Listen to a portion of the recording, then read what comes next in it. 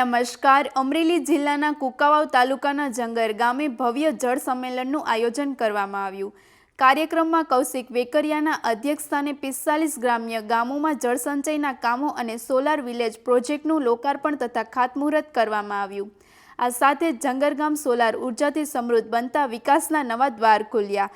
કાર્યક્રમમાં હીરા સોલંકી ખાસ ઉપસ્થિત રહ્યા, જ્યારે હર્ષ સંઘવી અન્ય વ્યસ્તતાને કારણે હાજર રહી શક્યા ન હતા. ઉર્જા મંત્રી કૌશિક વેકરિયાએ વિકાસના મુદ્દે વિપક્ષ પર પ્રહારો કરતા છેલ્લા 40 વર્ષ સામે 3 વર્ષનો હિસાબ આપવા તૈયાર હોવાનો દાવો કર્યો. વધુ સમાચાર માટે જોડાયેલા રહો. RP Gujarat news, Rajkot. પ્રથમ તો રાજ્યના મુખ્યમંત્રી આદરણીય ભૂપેન્દ્રભાઈ પટેલ સાહેબ, નાયબ મુખ્યમંત્રી અમારી વિધાનસભાની અંદર કેન્દ્રની સરકારના સહયોગથી, કૃષિ વિભાગના સહયોગથી ગંગાને સાથે રાખી અમરેલી કુકાવાવ અમારી વિધાનસભા છે એની જિલ્લાની કુકાવાવ વિસ્તારની અંદર 45 જેટલા તળાવો આજે 45 જેટલા ઇટાસી દરેક ગામના પાદરે રહેશે. આજથી જ અમને કામગીરીની શરૂઆત કરવામાં આવશે. સરકાર જે રીતે ખેડૂતોને ઉપયોગ થવા માટે કામગીરી કરી રહી છે, દરેક ઉદાહરણ હોય તો તમે જોઈ રહ્યા છો કે દ્રશ્ય મોટી સંખ્યાની અંદર ખેડૂતો અને માતાઓ બહેનો પણ ઉપસ્થિત છે. આજે લોકોની અંદર દિવાળી જેવો માહોલ જોવા મળ્યો છે.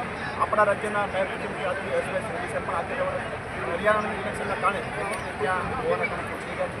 આપણા પ્રભારી મંત્રી જીતુભાઈ વાઘાણી પણ આજે રહેવાના હતા, એ પણ ચાલુ હોવાના કારણે એ પણ પહોંચી ગયા નથી. બધાએ શુભેચ્છા આપી છે.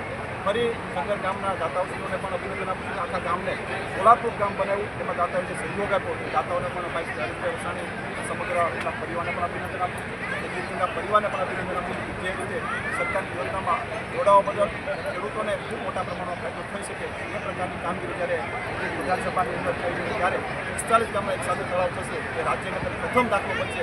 કુકાવાવ વિસ્તારની અંદર 45 ગામમાં 45 સાથે તળાવ બનશે એ આપણા ખેડૂતો માટે ખૂબ સારી વાત છે અને સરકારનો સૌથી આભાર માનું. જે રીતે જંગર મુકામે પ્રથમ તો રાજ્યના મુખ્યમંત્રી આદરણીય ભૂપેન્દ્રભાઈ પટેલ સાહેબ અને નાયબ મુખ્યમંત્રી આદરણીય હર્ષભાઈ સંઘવી સાહેબનો હૃદયથી આભાર માનું છું કે અમારી વિધાનસભાની અંદર જે રીતની સરકારના સહયોગથી, પીજીવીસીએલ વિભાગના સહયોગથી અને ગીર ગંગાને સાથે રાખી અમરેલી કુકાવાવ જે મારી વિધાનસભા છે એ અનુસંધાને કુકાવાવ વિસ્તારની અંદર 45 જેટલા તળાવનું આજે અમે ખાતમુહૂર્ત કર્યું છે. આજે 45 જેટલા ઇટાસી દરેક ગામના પાદરે જશે અને આજથી જ એમને કામગીરીની શરૂઆત કરવામાં આવશે. સરકાર જે રીતે ખેડૂતોને ઉપયોગ થવા માટે કામગીરી કરી રહી છે એનું કોઈ પેરેક ઉદાહરણ હોય તો આ તમે જોઈ રહ્યા છો જે દ્રશ્ય, મોટી સંખ્યાની અંદર ખેડૂતો અને માતાઓ બહેનો પણ ઉપસ્થિત રહ્યા હતા. આજે લોકોની અંદર દિવાળી જેવો માહોલ જોવા મળ્યો છે. આપણા રાજ્યના નાયબ મુખ્યમંત્રી આદરણીય હર્ષભાઈ સંઘવી સાહેબ પણ હાજર રહેવાના હતા, પણ હરિયાણાના ઇલેક્શનના કારણે તે પોતે ત્યાં હોવાના કારણે પહોંચી ગયા નથી. આપણા પ્રભારી મંત્રી જીતુભાઈ વાઘાણી પણ હાજર રહેવાના હતા, એ પણ આપણું ગૃહ ચાલુ હોવાના કારણે એ પણ પહોંચી ગયા નથી, પણ બધાએ શુભેચ્છા આપી છે. ફરી હું જંગર ગામના દાતાઓશ્રીઓને પણ અભિનંદન આપું છું કે આખા ગામને સોલારપ્રૂફ ગામ બનાવ્યું, એમાં દાતાઓએ જે સહયોગ આપ્યો એ દાતાઓને પણ ભાઈ શ્રી હરીશભાઈ વસાણી અને સમગ્ર એમના પરિવારને પણ અભિનંદન આપું છું અને ગીર ગંગા પરિવારને પણ અભિનંદન આપું છું કે જે રીતે સરકારની યોજનામાં જોડાવા બદલ અને ખેડૂતોને ખૂબ મોટા પ્રમાણમાં ફાયદો થઈ શકે એ પ્રકારની કામગીરી જ્યારે અમરેલી વિધાનસભાની અંદર થઈ રહી હોય ત્યારે 45 ગામના એક સાથે તળાવ થશે એ રાજ્યની અંદર પ્રથમ દાખલો બનશે કે કુકાવાવ વિસ્તારની અંદર 45 ગામમાં 45 સાથે એક તળાવ બનશે.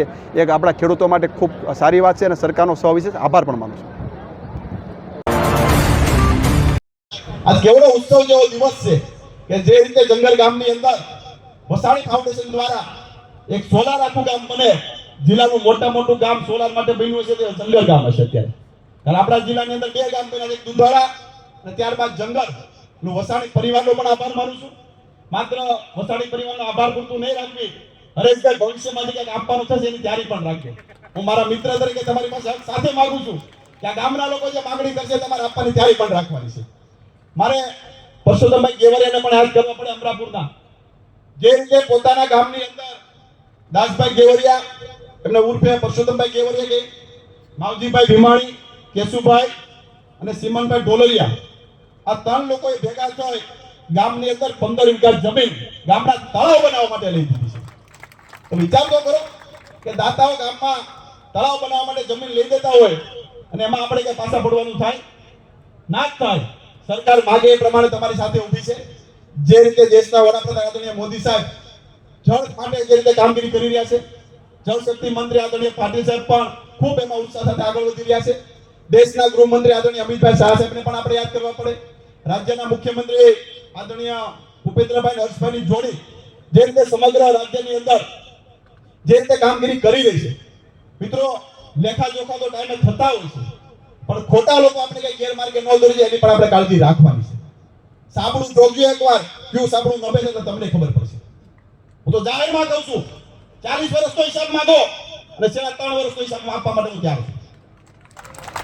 ભૂતકાળમાં કોંગ્રેસના પણ ધારાસભ્યો હતા, એમણે શું કર્યું એનો પણ હિસાબ માંગજો. અમે ટાઈમે હિસાબ આપવા માટે બંધાયેલા છીએ. અમે બોલવી પૂરું કર્યું છે, એનું સર્ટિફિકેટ તમારા લોકોએ આપવાની કોઈ જરૂર નથી. આ બેઠેલો અમારો મતદાતા, અમારો ખેડૂત આપશે. એમને ભરોસો છે આગામી દિવસોની અંદર ઘણા બંગાઓ ફેંકવા માટે આવી રહ્યા છે, પણ એ ગપગોળા સીધા બારોબાર હોય જાય એની જવાબદારી તમારી છે, આ બેઠેલા મતદારની છે. એ પ્રકારની કામગીરી આપણે બધા સાથે મળીને કરવાની છે. હું તમને જાહેર મંચ પરથી વિશ્વાસ અપાવું છું કે જે રીતે 5 ધારાસભ્યો ભેગા થઈ સંસદ સભ્ય, જિલ્લા ભાજપની ટીમ અમરેલીના વિકાસ માટે કોઈ પણ જગ્યાએ ઉડી નહીં ઉતરે, તમને જાહેરમાંથી ખાતરી આપું. એવી જ રીતે હું એક વાત કરવાની મારે રહી જાય.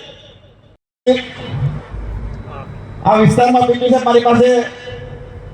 અગાઉ હું અમરાપુરના તળાવનું ખાતમુહૂર્ત કરવા ગયો, એ પેલા બરવાડામાં ખાતમુહૂર્ત કરવા ગયો, ત્યારે બધા મારી પાસે વાત એવી કરે કે આપણે 2-5 તળાવ ગીર ગંગા મારફત કરવા જોઈએ જેથી કરીને ફાયદો થાય.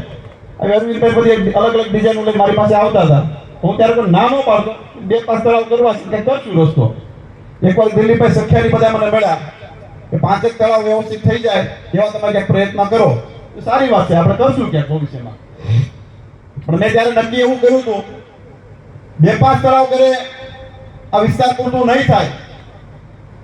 નાગરાજ દાદાની જે કૃપા વરસશે, જેથી પણ કરશું એક સાથે 45 અમરેલી વિધાનસભા એક સાથે 115 તળાવ કરવા છે. આવો મનમાં નિર્ધાર કર્યો હતો, કોઈ સાથે વાત કરી નહોતી, અને 115 તળાવ અમરેલી વિધાનસભામાં બનાવવા એ મનથી મેં નક્કી કર્યું હતું. આજે આ તો ટેલર છે, પિક્ચર તો બાકી છે. મિત્રો અમરેલી વિધાનસભા તો થશે, પણ ભવિષ્યમાં આપણા આશીર્વાદ હશે તો અમરેલી જિલ્લો પણ બની જશે. એ પ્રકાર આખા જિલ્લાની અંદર તળાવની કામગીરી માટે આપણે આગળ વધી રહ્યા છીએ.